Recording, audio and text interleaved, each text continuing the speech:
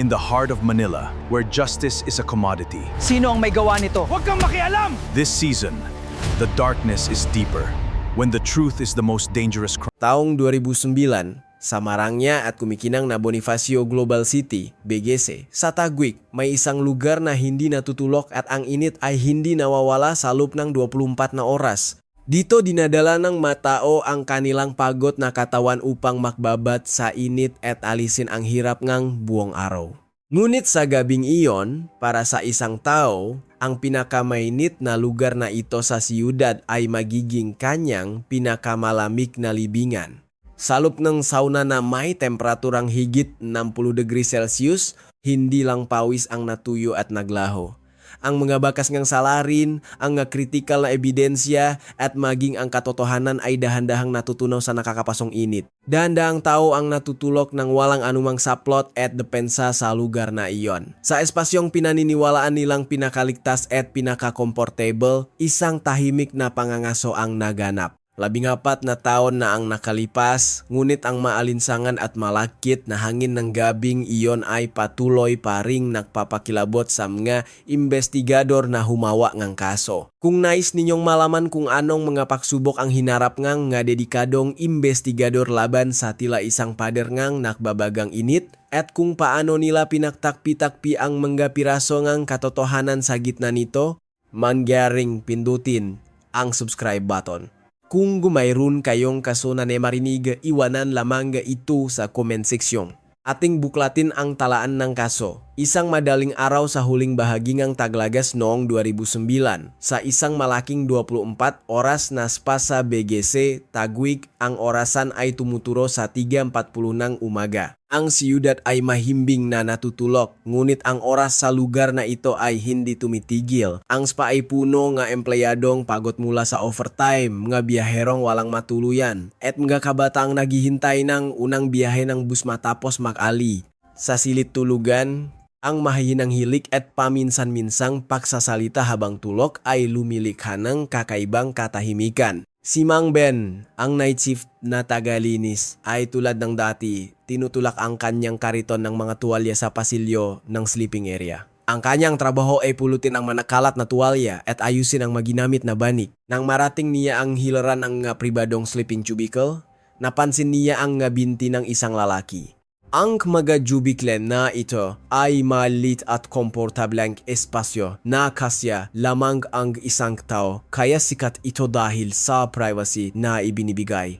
Ang lalaki ay nakaiga na ang ulo ay nasa pinakaloob ng kubikal habang ang mga binti ay bahagyang nakausli palabas. Sa una, inisip lang niya na isang customer ito na mahimbing ang tulok. Ngunit habang nililinis ni Mang Ben ang baso ng juice at balat ng mani sa paligid, hindi man lang gumalaw ang lalaki. Karaniwan, kapag narinig ang kalampak nga riton, ang tao ay alisin o babaguhin ang kanilang posisyon.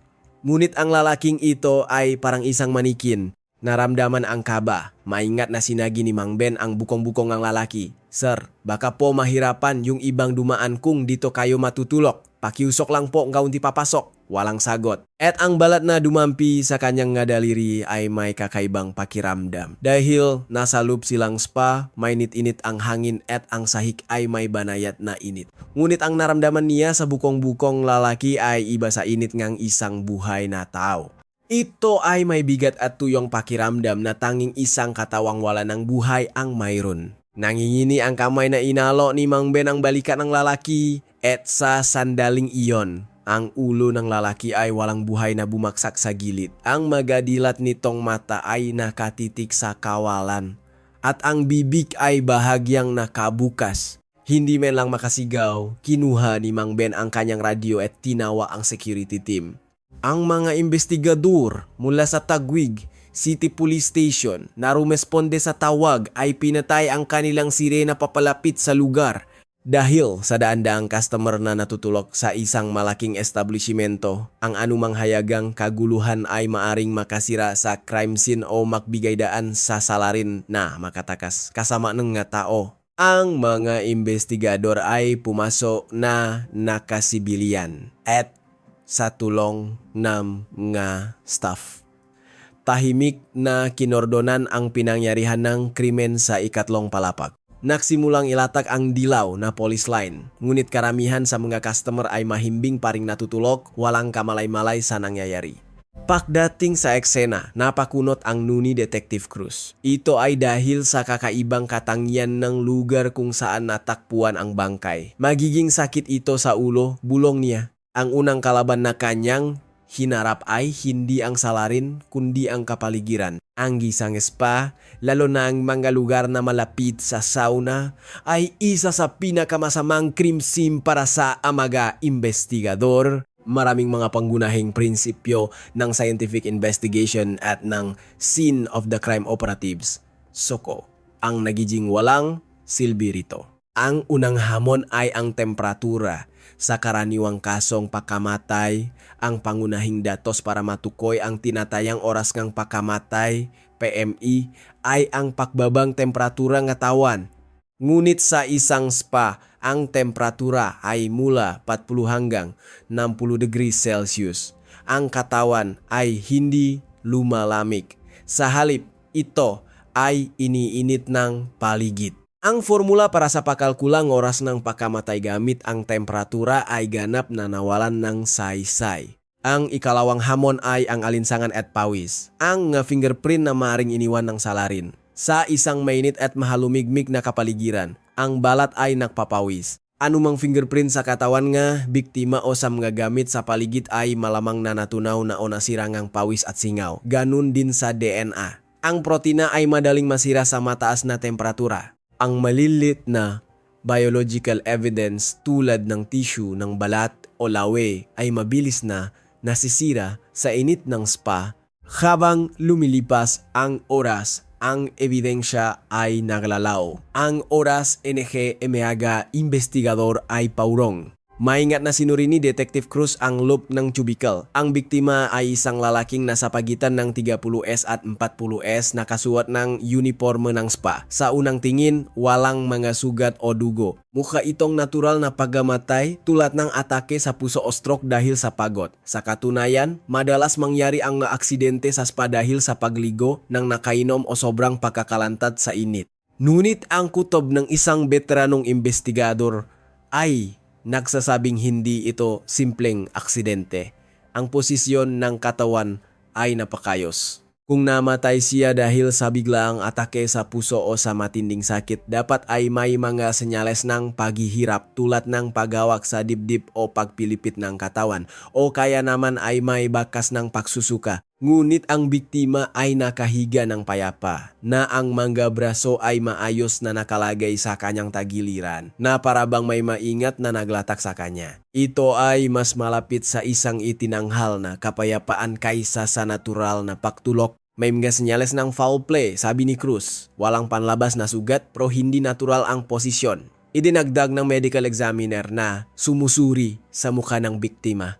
May mga bahagyang petechial hemorrhages sa kanyang mukha. Kailangan nating suriin ang conjunctiva sa lubkang kanyang talukap, ngunit hindi natin maaring isantabi ang asphyxia. Posibleng pinigil ang kanyang pahinga gamit ang ilong at bibig o presyon salik. Gayunpaman, walang malinaw na marka ng sakal o lubid salik. Nangangahulugan ito na may isang taong tahimik at dahan-dahang ginabayan ang lalaking ito patungo sa kamatayan. Walang nabakas ng paglaban. Ang mga defense wounds, mga sugat na natatamo ng biktima habang sinusubukang labanan ang atake, ay wala sa kanyang mga kuko o braso. Ito ay nagpapahiwatig ng dalawang posibilidad. Ang biktima ay lubos na natutulok nang siya ay inatake o ang salarin ay isang taong malapit sa kanya na hindi niya pinag-ingatan o ang biktima ay nasa isang estado na hindi makalaban. Sinuri ni Detective Cruz ang pulso ng biktima.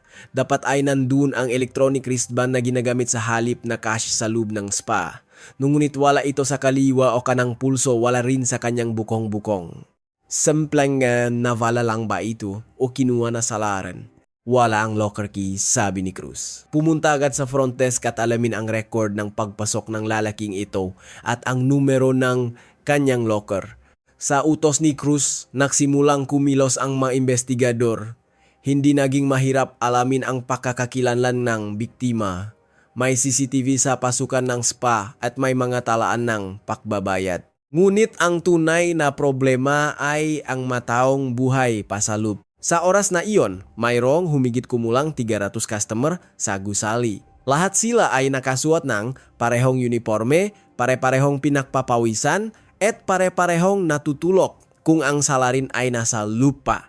Perpekto siyang nakatago sa gitna nagdaang taong nakasuot na uniforme ng spa. Nakaharap sa isang dilema ang mga investigador kung bubuksan nila ang ilaw at gigisingin ang lahat ng 300 tao para sa interogasyon, maaring magpenik ang salarin at mang-hostage o sirain ang ebidensya. Sa kabilang banda, kung mag-antay sila, maaring makapagpalit nga damit ang salarin at tahimik na lumabas sa pinto. Sa sandaling iyon, tinawag si Detective Cruz ng isang miyembro ng Soko Team. Sir, tingnan niyo po ito. Itinuro ng miyembro ang pinakasulok ng cubicle sa likod ng ulo ng biktima. Dun, mayroong isang balat ng chewing gum na mukhang ginuya at iniluwa at isang lukot na paper cup. Para itong isang calling card na may pang-asar na iniwan ng salarin sa init na 60 degrees Celsius. Nagsimulang pagbawisan ng malamig ang mga investigador.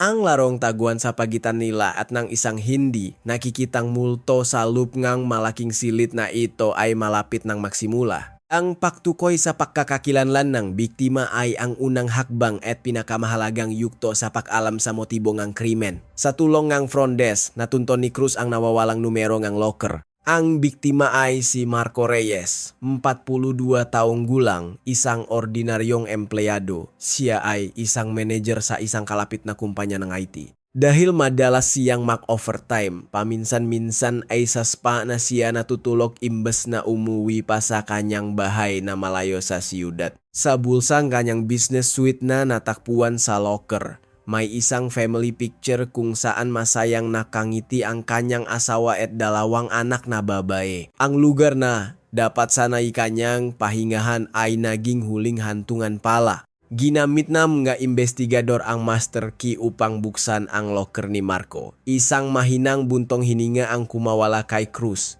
Sa loob ng locker, naroon lamang ang kanyang suit, sapatos, at briefcase. Hindi lang ang wristband ang nawawala. Ang kanyang wallet, smartphone, at relo, lahat ng may halaga ay naglaho. Ito ay isang senyales na hindi ito simpleng krimen dahil sa galit. Ito ay robbery with homicide. May isang taong lumapit kay Marco para sa kanyang ari-arian. At matapos makuha ang gusto, permanenteng siyang pinatahimik para sirain ang ebidensya o makaroon ng oras para makatakas. O maaring isa itong pagnanakaw na naging marahas ng magising si Marco.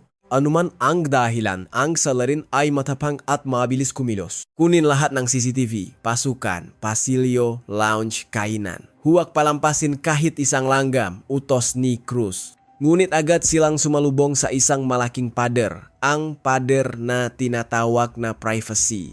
Ang spa ay mga espesyal na pampublikong lugar. Ayon sa batas, mahigpit na ipinagbabawal ang pag-install ng CCTV sa loob ng mga locker room at shower area. Ang problema, ang sleeping area kung saan nangyari ang krimen ay napakadilim din at ang layout ay parang isang maze kaya napakaraming blind spot sa mga kamera. Malamang na pinilingang salarin ang kanyang target sa loob ng locker room na walang kamera at isinagawa ang krimen sa isang madilim na kubikel na hindi abot ng mata ng CCTV. Daan-daang CCTV ang nagbabantay sa gusali, ngunit sa pinakamahalagang sandali, lahat sila ay naging bulag. Kaya sinimulan ng mga investigador na suriin ang mga hindi nakikitang talaan. Ang operating system ng spa ay digital. Ang electronic wristband na ibinibigay sa pagpasok ay nagsisilbing credit card.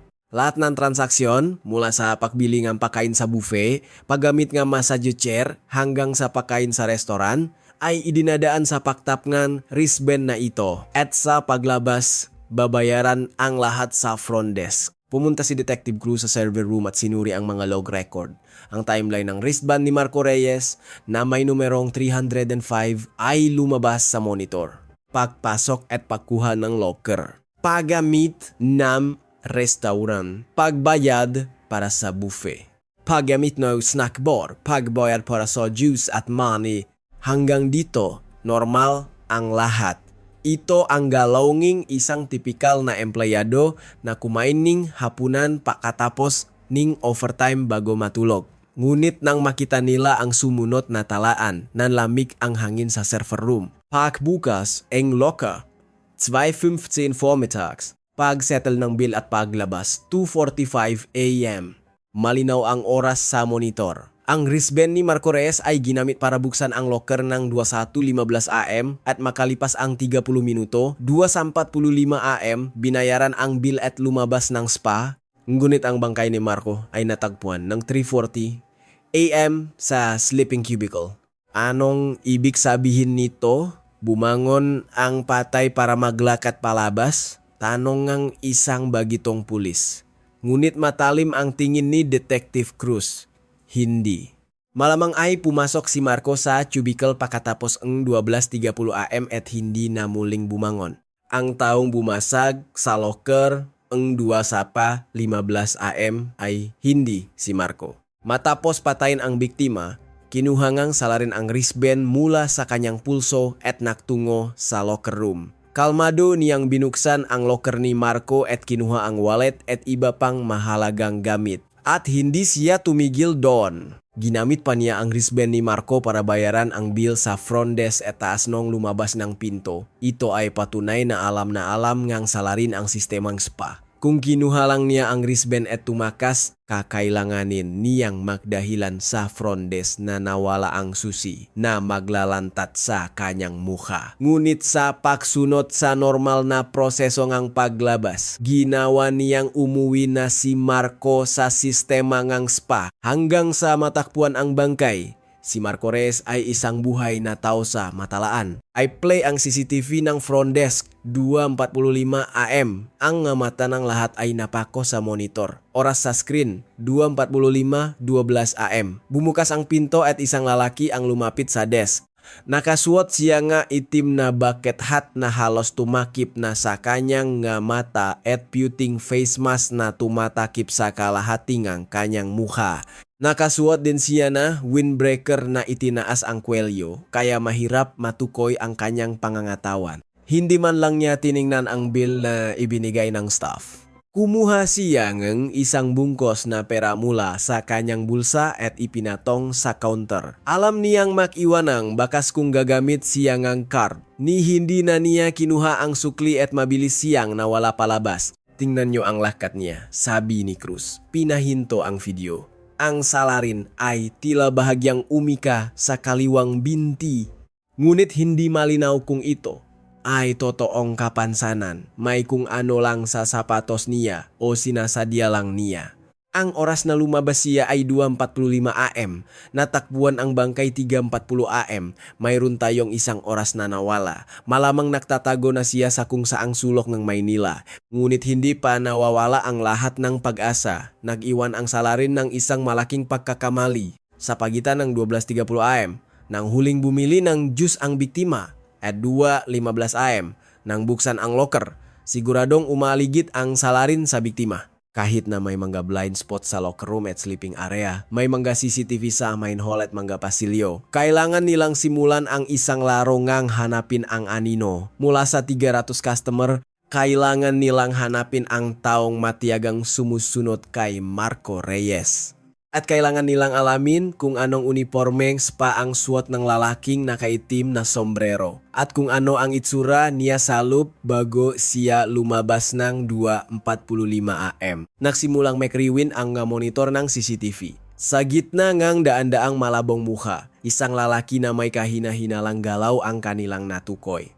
Ang madaling araw na langit ng Maynila ay kulay abo. Sa labas ng spa, nagsisimula ng maglabasan ang mga taong nag-ehersisyo, ngunit sa loob ng sleeping area, ang tensyon ay nananatiling mabigat. Sinimulan ng pulisya ang isang soft lockdown. Sa halip na ikulong ang 300 customer, kinukuha nila ang pagkakakilanlan ngang lahat ng papalabas at tinitingnan kung may kakaiba. Ngunit hindi ito madali. Ang lahat sa spa ay nakasuot na uniforme ng anonimato. Parehong kulay na gamit, basang buhok, at walang make-up.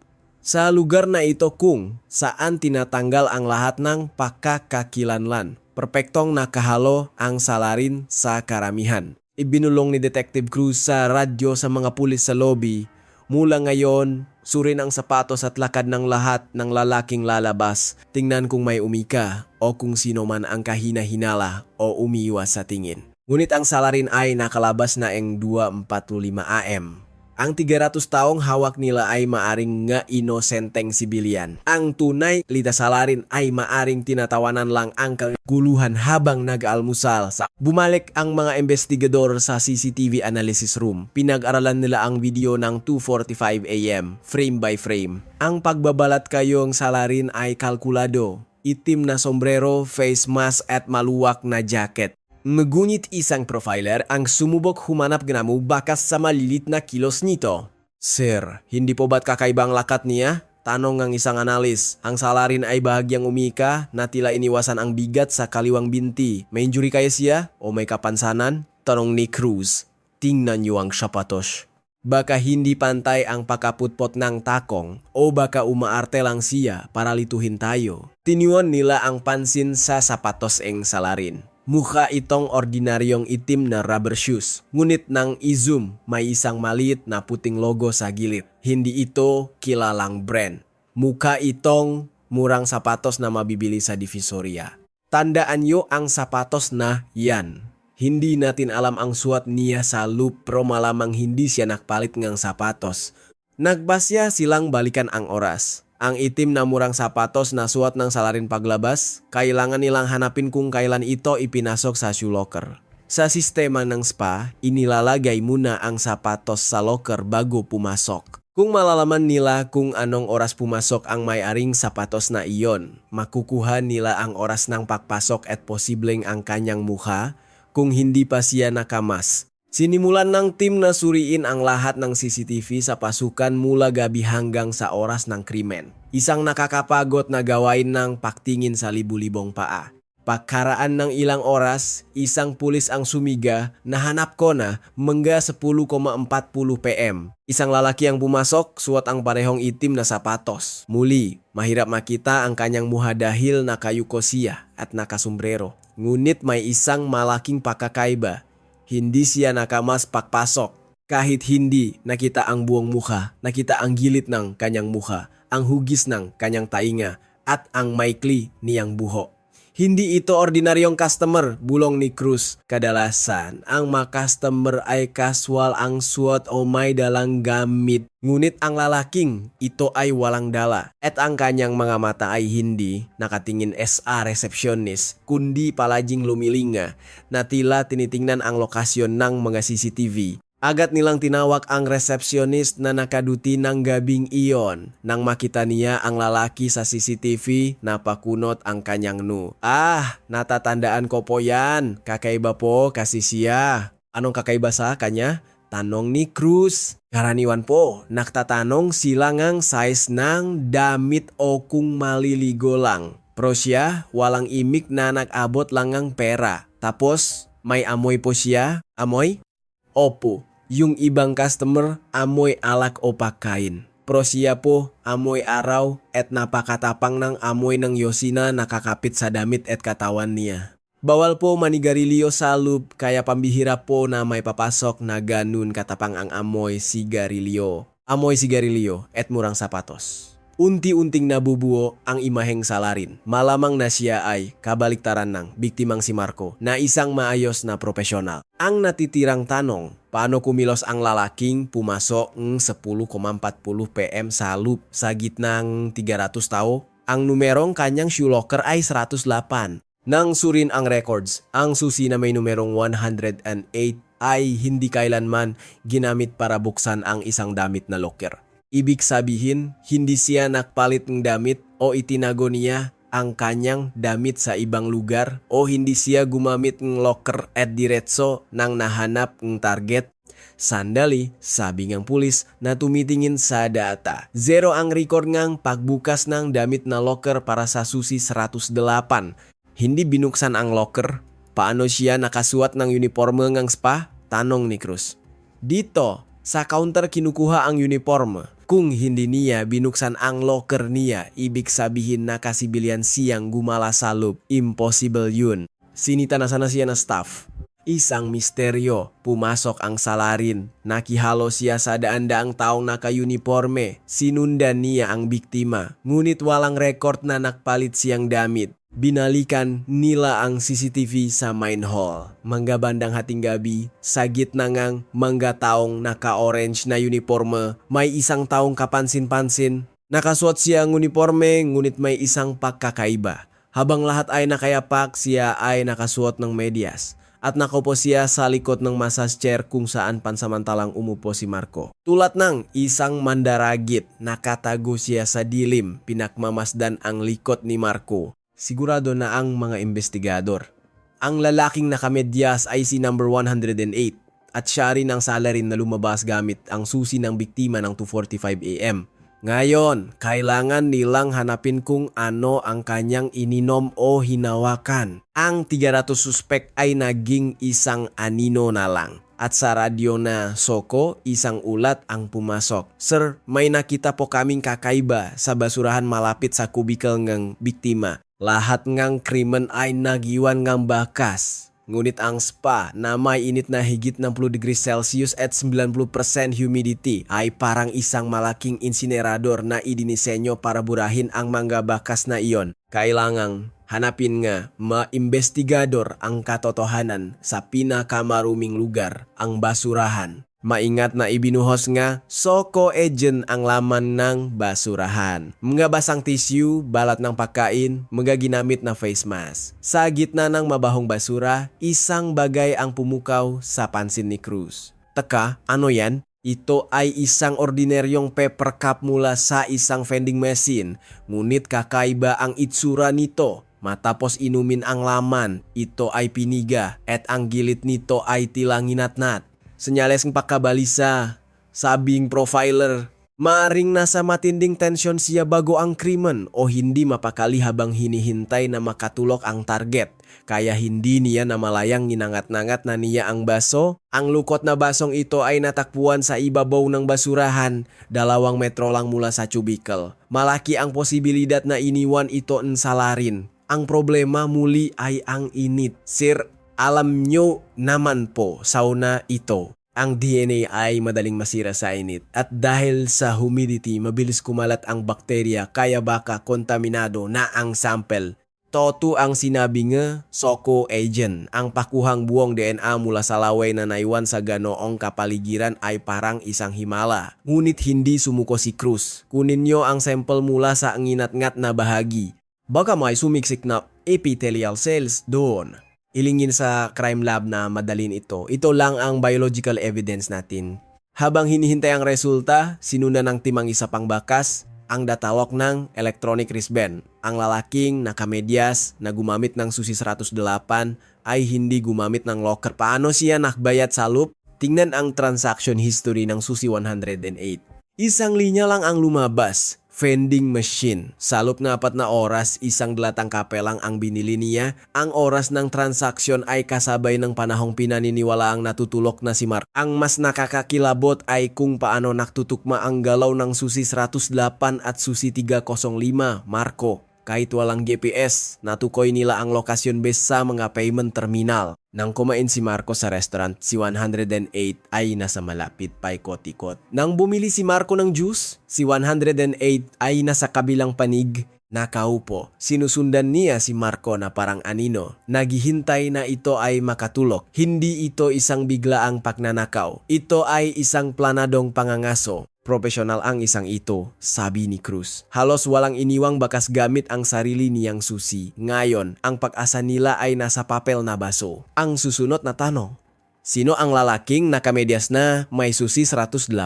Walang paraan para malaman ang kanyang pangalan dahil hindi kailangan ng ID para pumasok sa spa. Ang tanging natitirang bakas ay ang ninakaw na wallet at credit card ng biktima. May gumamit pong card, sigaw isang pulis mula sa cybercrime unit. Sinubukan ngang salarin na gamitin ang card ng biktima sa isang convenience store Pronabigo. Oras, 3:10 AM, 25 minuto lang matapos siyang umalis sa spa. Lugar, isang 711 sa Kalayaan Avenue, malapit sa BGC. Sinubukan niyang bumilingang sigarilyo, ngunit kinansela ang transaksyon at nagbayad ng cash. Kunin ang CCTV ang 711. Dapat malinaw ang mukha niya doon. Sumakay ang mga investigador sa kanilang sasakyan. Ang pagdugis na nagsimula sa isang madilim na kubikal ay lumipat na sa ilalim ng maningning na mga ilaw ng siyudad. Inisip ng salarin na nakagawa siya ng perpektong krimen, ngunit hindi niya alam na mula sa basong walang ingat niyang itinapon, isang maliit na pirasong DNA ang milagrong nakuha. Isang tawak mula sa crime lab ang kararating lang. Ang pirasong katotohanan na hindi kayang sunugin ng 60 degree na init ay nagsisimula ng humigpit sa kanyang leak. Ang Maynila ay isang siyudad na hindi natutulog at ito rin ay isang malaking panoptikon na nakamasid sa lahat. Inakala niya salarin na ligtas na siyang nakatakas sa dilim. Ngunit kinalimutan niyang libu-libong CCTV kamera ang nakakalat na parang sapot ng gagamba. Lahat ay nakatutok sa kanya. Nagmadali ang mga investigador patungo sa 7-Eleven. Ang CCTV dun ay mas malinaw kaysa sa spa. Nakasuot pa rin siyang sombrero at maskara, ngunit nang bahagya siyang tumingala para umorder ng sigarilyo, ang matatalim at mababangis niyang nga mata ay lumitaw sa ilalim ngang sombrero. May maitim na bilog sa ilalim ngang kanyang mamata, at ang kanyang itsura ay puno ngang pagod at pagkainis. Sinimulan nila ang isang digital na pagtugis sa tulong ng BGC Comment Center. Paglabas niya ng 3015 AM, mabilis siyang naglakad sa mga eskinita. Laging lumingon na parabang may humahabol sa kanya. Kakaiba ang kanyang ruta. Sa halip na lumabas sa pangunahing kalsada para sumakay ng taksi, pinili niyang dumaan sa madidilim at makikitit na eskinita. Sunod-sunod na mga monitor ang nakpakita sa kanyang likod habang tinatahak niya ang makalsada. Pagkatapos ang 15 minuto, lumabas siya sa isang malaking kalsada at pumara ang taksi. Agad na tinawagan na mga pulis ang kumpanya ng taksi. Ngunit makalipas ang 5 minuto, huminto ang taksi. Biglang bumaba ang salarin sa isang lugar na hindi naman destinasyon. Sabi po ang driver, bigla na lang nakpababa. Kalmado naman daw po, ulatin ni isang investigador.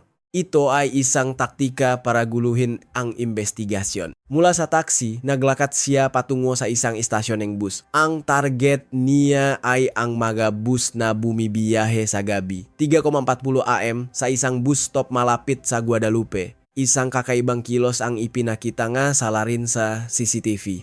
Lumingalinga siya, pagkatapos ay hinubat ang kanyang itim na windbreaker. Sa kabila ng malamig na hangin ng Nobyembre, binalumbon niya ito at walang pag-aalinlangang itinapon sa isang basurahan. Ayan na sigaw ni Cruz, nagtatapon siya ng ebidensya, sinusubukan niyang baguhin ang kanyang itsura, ngayon ay nakasuot na lang siya ng gray na hoodie, sumakay siya sa isang bus panorte. Team, pumunta sa bus stop sa Guadalupe, kunin ang basura bago makuhang nga basurero. Agad na umarangkada ang mapulis. Sa kabutihang palad, hindi pa nababakantehan ang basurahan. Sa gitna ng mabahong basura, nakita nila ang itim na windbreaker. Nanginginig ang kamay na kinuha ito ng mga investigador. At nang kapkapan nila ang bulsa, natakpuan nila ang itim na leather wallet, ang wallet ni Marco Reyes. Nasa lubang kanyang ID at family picture, unit wala na ang pera at mga credit card. Kumpirmado. Robbery with homicide, sabi ni Cruz. Ito ay isang malaking tagumpay. Una, napatunayan na ang suspek ay ang salarin. Pangalawa, ang jacket ay isang minahan ng ebidensya. Ang pavas sa kwalyo at ang mga fingerprint sa bulsa ay maring magbigay na DNA. Kung maktutukma ito sa DNA mula sa paper cup wala na siyang takas. Makipag-ugnayan sa kumpanya ng bus, kunin ang CCTV sa loop, alamin kung saan siya bumaba. Hawak na nila ang buntot ng salarin. Ang lalaking naktapon ng jacket ay nakaupo na ngayon sa loop ngang bus. Iniisip na ligtas na siya. Hindi niya alam na ang pinakamalakas na ebidensya laban sa kanya ay pinakalob niya mismo sa pulisya. Ang ruta ng bus ay mula Makati patungo sa masikip na lugar sa Maynila. At sa isang partikular na lugar, bumaba siya. Ito ay sa isang distrito sa Pasay na puno ng mga murang motel, boarding house at internet shop, isang perpektong lugar para sa isang nagdatago. Humiling ng backup sa salakayin natin ang lugar na ito. Alam ni Cruz na malapit na ang katapusyang mahabang pagtugis na ito. Hindi nagsisinungaling ang siyensya. Gaano man katalino ang salarin sa pagtatago, ang isang patak ngang pawis at isang piraso ng lawe ay isisigaw ang kanyang pakakakilanlan.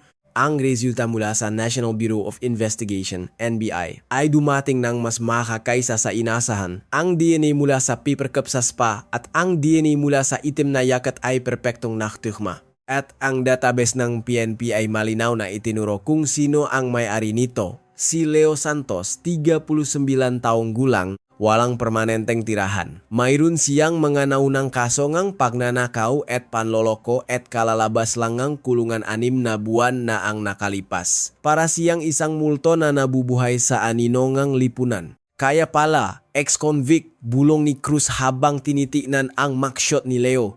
Ang pagod na mamata at ang galit na ekspresyon ay tumukma sa lalaking nakita nila sa CCTV. Ngayon, kailangan na lang siyang hanapin. Dahil wala siyang bahay, malamang na ang kanyang tirahan ay ang nga lugar tulad ng spa o ang nga 24 oras na internet shop. Ang lugar kung saan siya bumaba sa Pasay ay puno nga mga ito.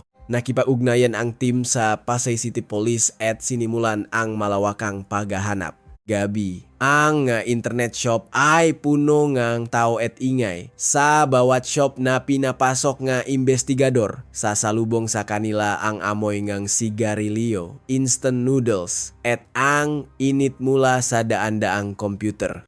Tahimik nilang ipinapakita ang litrato ni Leo sa makbantay. Karamihan ay umiiling, ngunit hindi sila sumuko. At pagdating na hating gabi, sa isang luma at mausok na internet shop, isang part-timer ang nagsabi, yung lalaking yan, nasa lupo yata. Sa may sulok, kanina pa naglalaro habang kumakain ng cup noodles. Sininyasan ni Cruz ang kanyang kasama. Tahimik nilang pinalibutan ang lugar para walang takas. Si Leo ay nakaupo sa pinakasulo na pwesto, nakasuot ng headset at lubos na nakatuon sa kanyang laro. Ngunit ang tingin ni Cruz ay napako sa pulso ni Leo. Sa ilalim ng manggas ng kanyang lumang hoodie, may isang kumikinang na bagay na metal. Ito ang mamahaling relo ni Marco Reyes. Ang relong nakakahalaga ng 100,000 piso ay nasa pulso ng isang taong kumakain ng cup noodle sa isang maruming internet shop. Ito ang hindi may kakailangang ebidensya. Huminga eng malalim si Cruz at ipinatong ang kanyang kamay sa balikat ni Leo Santos. Isang mahinahon ngunit matatak na boses ang tumagos sa ingay nga headset. Nagulat na lumingon si Leo. Nang maktama ang kanilang nga mata, nanginik ang nga mata ni Leo. Sinubukan niyang tumayo, ngunit ang kamay ni Cruz ay mariing nakadiin sa kanyang balikat. PNP CIDG. Inaaresto ka namin para sa kasong robbery with homicide. Nakakamali kayong tao, sigaw ni Leo, ngunit mabilis siyang sinunggaban ng ibang mapulis. Natahimik ang buong shop, may karapatan kang manahimik. Sinimulan ni Cruz ang Miranda rights habang ipinoposas ang kamay ni Leo. Ang malamig na tuno ngang posas ay umaling-awngaw sa tabi mismo ngang ninakaw na relo. Akat na hinalakok ng mga pulas ang bulsa ni Leo. Natakbuhan nila ang isang bungkos ng pera, ang perang ninakaw mula sa wallet ni Marco. Habang dinadala sa sasayan, nakayuko lang si Leo. Ang gulat ay napalitan ng isang blangkong ekspresyon. Nagsisimula pa lang ang tunay na laban, ang laro ngang testimonya. Ngunit hindi pa rin mapalagay si Cruz. Nahuli na ang salarin at hawak na ang ebidensya. Ngunit ang pinakamahalagang tanong ay hindi pa nasasagot. Bakit niya pinatay? Kung pagnanakaw lang ang habol niya, bakit kailangan niyang patayin ang isang natutulok na tao? At bakit napakapino ng mamarkasalik ng biktima? Na parabang isang tahimik na pagpatay? Sa loob ng interrogation room, ang kataimikan ay binasag lang ng ugong ng aircon. Si Leo na ngayon ay kalmado na ay nagsalita. Sir, inaamang ko po, nagnakaw ako. Yung relo, yung wallet, ako po kumuha, kailangan ko lang po ngampura. Isampan nyo na lang po yung kasong theft. Ngumisi si Cruz. Pagnanakaw, Pero pag-usapan natin kung bakit mo pinatay si Mr. Reyes. Hindi ko po siya pinatay! Tulok na po siya nung pumasok ako. Mahimbing pa nga po ang hilik. Kinuha ko lang po yung wristband at umalis na. Inilabas ni Cruz ang isang litrato mula sa autopsy report. Ang resulta ng autopsy ay asphyxia due to neck compression, sinasakal. Pero ang kakaiba, napakapinong ang marka na para bang ginamitan ng malambot na bagay tulad ng tuwalya ng spa at dahan-dahang diniinan. Inilabas niya ang isa pang alas. May nakita kaming isang napaka-interesantang CCTV video, sabi ni Cruz, iniharap ang laptop kay Leo. Ipinakita nito ang eksena kung saan iniwan ni Marco ang kanyang inumin sa mesa para mag-CR. Sa sandaling iyon, lumapit si Leo at may inihulog sa baso ni Marco, Zolpidem, isang uri ng sleeping pill. Nakuha namin sa mga gamit mo at parehong substance ang nakita sa dugo ng biktima. Namutla ang mukha ni Leo, ang kanyang depensa ay gumuho. Hindi ito simpleng pagnanakaw. Planado ito. Hinintay mo siyang makatulok dahil sa gamot. Pumasok ka sa cubicle. Halos 30 minuto ka sa loop. Anong ginawa mo? Natakot ka bang magising siya? Kaya ginamit mo ang tuwalya para patahimikin siya ng tuluyan? Bumaksak ang balikat ni Leo. Nagsimulang mangini ang kanyang kamay. Hindi ko po sinasadyang patayin. Patahimikin lang sana. Nagising ba siya? Tanong ni Cruz. Tumango si Leo. Nagising po siya nung kinukuha ko yung wristband. Tumingin siya sa akin tapos sisigaw sana. Nataranta po ako. Tinakpan ko po yung bibig niya ng tuwalya. Nagpumiglas po siya. Kaya napadiin po ako.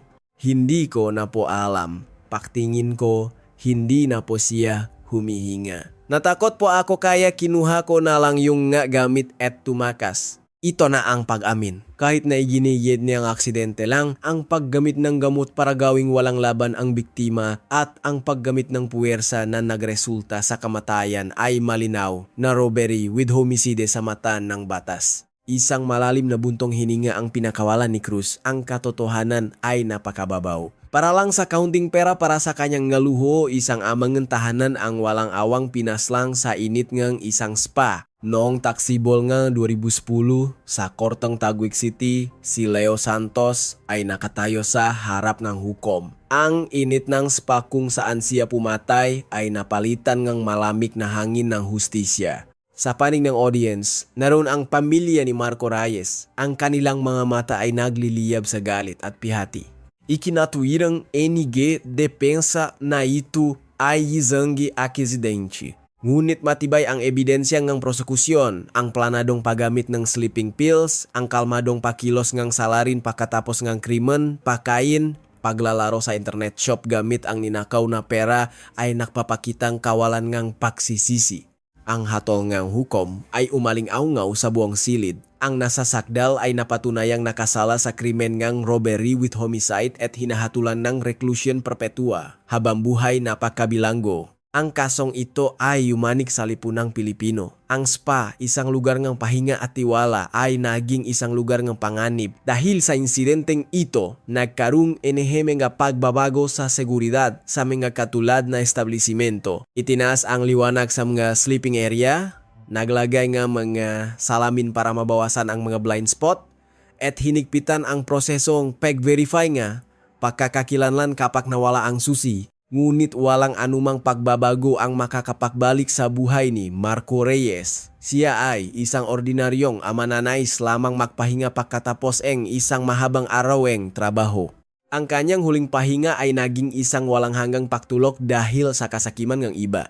Ang larawan ng kanyang pamilya sa loob ng kanyang wallet na masayang nakangiti ay isang masakit na paalala ng buhay na ninakaw. Tayo ay nabubuhay sa isang malaking gubat na tinatawag na siyudad. Hindi natin alam kung sino ang taong katabi natin o kung ano ang nasa kanilang isipan. Tulad ng pagkamatay ni Marco na hindi napansin ngang 300 taong natutulok sa paligid niya. Ang kasong ito ay isang malungkot na salamin ngang anonimato at kawalang pakialam sa modernong lipunan. Sa ilalim ngang maningning ng mga ilaw nga BGC, may mga taong naghahanap pa rin ng lugar para sa kanilang pagod na katawan. Naway ang gabing ito ay maging ligtas at mapayapa para sa lahat. Ang tala na kaso na pakpas lang sa spa sa BGC ay dito nakatatapos. Kung ang aral kasong ito ay tumata sa inyo at kung humanga kayo sa tiyaga ng mga investigador, mangyaring mag-subscribe, i-like at i-share ang kwentong ito. Salamat sa pakikinig.